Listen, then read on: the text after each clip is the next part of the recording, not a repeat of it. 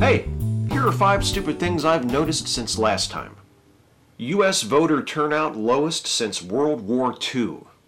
Of all the depressing news to come out of our recently held midterm elections here in the U.S., the Republican Party holding control of the House of Representatives and gaining control of the Senate, the Democrats' defeatist, why even bother opposition, perhaps the most depressing is this. Voter turnout in the election was the lowest it's been in 72 years.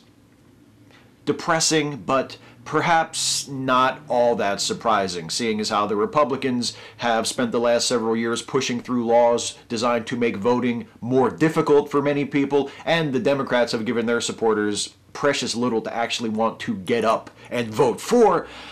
Maybe it's understandable, if not excusable, exactly, that so many people decided that it just wasn't worth their time and effort to get up and go vote this time. Which doesn't make the situation any better. In fact, it actually makes it way, way worse. Right-wing attacks Obama for climate deal with China. In a preview of what the next 2 years are going to be like, and a reminder of what the last 6 years have been like, right-wing commentators on talk radio and Fox News immediately denounced President Obama's historic climate agreement with China as a humiliating defeat for America. Never mind that both political and climate scientists describe the agreement as significant and essential. To the Rush Limbaughs and Laura Ingrams of the world, this is just the latest example of that anti-capitalist tyrant Obama's war on coal. Right, because coal is a clean and infinite resource. The soot-choked sky's the limit with coal. Opponents of net neutrality don't know what net neutrality is. Last week, Senator Ted Cruz called net neutrality, quote, Obamacare for the internet, after President Obama asked the Federal Communications Commission to reclassify consumer broadband service as a public utility. Now, my instinctive reaction to that is, fuck Ted Cruz. He's an ignorant jackass and an embarrassing piss stain on the front of the tighty-whities of American politics. Who gives a shit what he thinks about anything? But unfortunately, Cruz is not alone. Many of the critics of Obama's utility proposal have been speaking about net neutrality as though it's some new, untested, radical proposal rather than a current, long-standing policy with broad public support which Obama wants the FCC to preserve and strengthen and protect. Then again, I guess I shouldn't be surprised. Many of the loudest critics of the Affordable Care Act still sound as though they have no idea what the fuck it actually is either. So, par for the course, I guess. School board strikes references to all religious holidays rather than recognize Muslim holiday.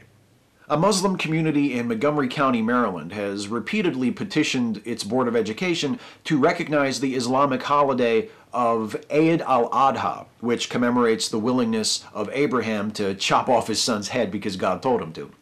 Personally, I don't see what's so worth celebrating there, but that's not the point. Students already get the day off for Good Friday, and that commemorates nailing a guy to a fucking cross. Anyway, the Board of Education responded by striking all references to all religious celebrations from next year's school calendar, which is fine by me, you know. I do think it's a shame, however, that the catalyst for this action was a minority community asking for equal treatment.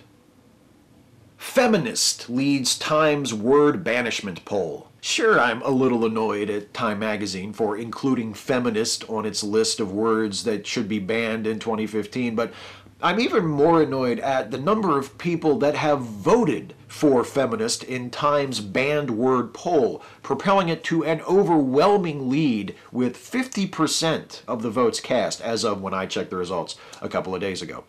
The more people use social media to publicly identify as feminists and to speak out about gender equality, it seems like the more determined some other people are to make feminist into a dirty word. So, in the interest of giving that latter group the finger, allow me to reiterate something which I've been saying a lot more often lately, but which I really should have been saying from day one. I'm a feminist. It's important to me. I won't be shy about it. and I'm not going anywhere. The hardest part is only picking 5. Catch you next time.